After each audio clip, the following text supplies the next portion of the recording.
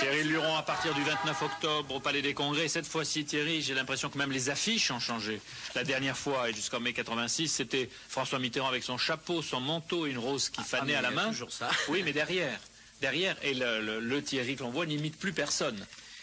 Comment? J'imite 50 vedettes, Ouais. beaucoup de chanteurs, Michel Jonas qui est nouveau, Renaud qui est nouveau, Nougaro qui est nouveau, Rick Azaray qui est nouveau, Brassens qui est nouveau, Edith Piaf qui est nouveau. En fait, je vais faire beaucoup de pot-pourri pour rappeler que je suis pas un homme politique, mais un imitateur, et que ma spécialité, c'est quand même la reproduction des voix. Oui, mais on dira que c'est parce que ou il y a la cohabitation, ou parce que vous ne voulez pas faire de tort à vos copains qui sont au pouvoir. Pas du tout. Bah, mes copains, c'est peut-être un bien grand mot, non? J'ai remarqué une chose qui est très très claire, c'est que les politiques sont extrêmement sympathiques avec vous quand ils sont dans l'opposition.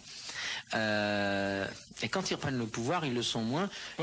Comment ils se parlent, François Mitterrand et Jacques Chirac? Écoutez, ça, je les ai pas mis ensemble, figurez-vous.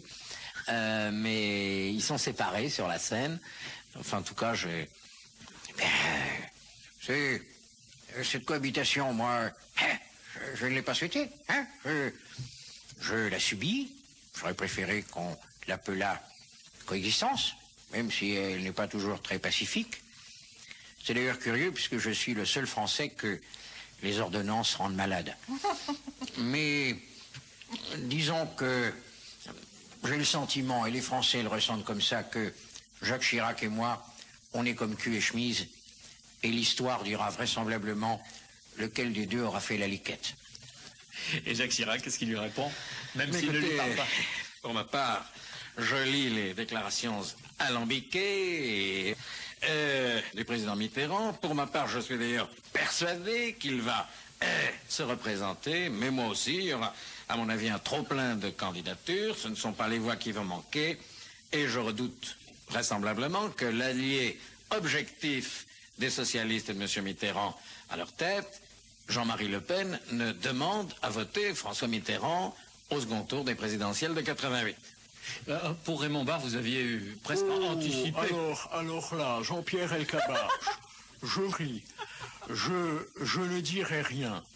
Certains me forcent à dire des choses que je n'ai pas envie de dire. Alors pourquoi parlerais-je pour ne rien dire? Je ne vous dirai rien. C'est ma politique, je m'y tiens, je reste quoi?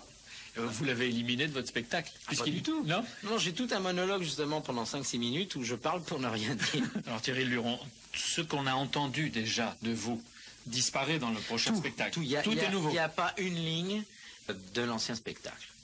Et il y a beaucoup d'imitations nouvelles. Les ingrédients pour un spectacle de Thierry Luron, c'est une dose de méchanceté. Non, je ne suis pas quelqu'un de cibles. méchant dans la vie, mais je dirais qu'il y a quand même une convention qui existe entre le public et moi. C'est que les gens viennent me voir pour entendre certaines choses. C'est un peu les jeux du cirque. Bon, quand ils baissent le... De temps en temps, vous leur montrez la cible. C'est-à-dire, je dis toujours que, en fait, je fais un numéro de tir aux pigeons et que c'est pas mon fusil qui change, c'est les pigeons. C'était bien de venir nous voir, Thierry Luron. Bonne chance pour votre spectacle. Quand vous voulez. Vous reviendrez, nous serons là le 29 octobre. Bonne chance.